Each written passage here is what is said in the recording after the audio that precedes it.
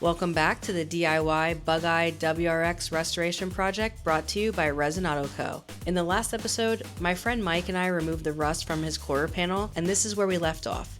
Once that dried, I prepped the area for Bondo. I sanded around the area with 180 grit sandpaper, and then cleaned off the dust and debris with some 99% isopropyl and a clean rag.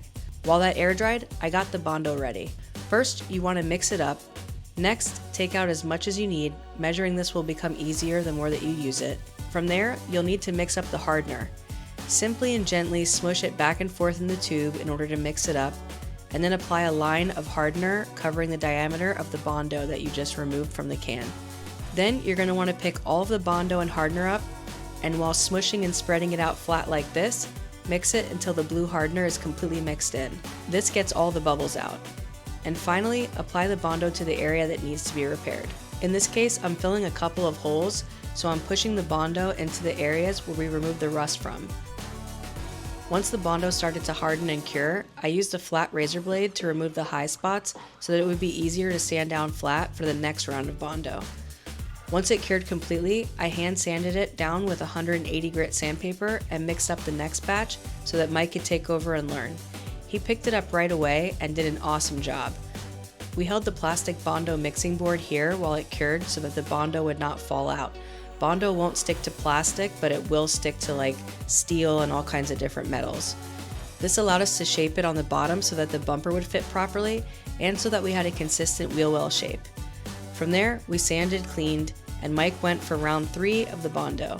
I used my hand with a glove to keep the shape while it cured.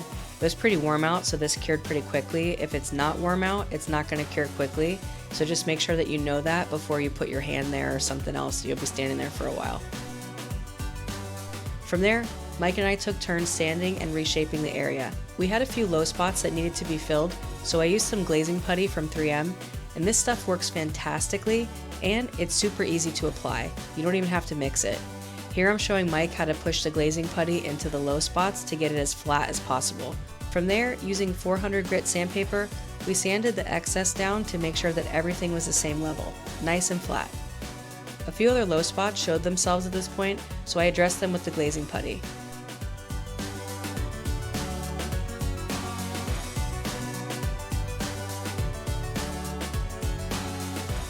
Once that cured, I sprayed some black paint over the primer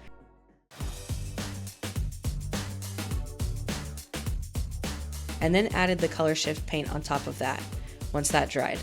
And oh man, was it super cool.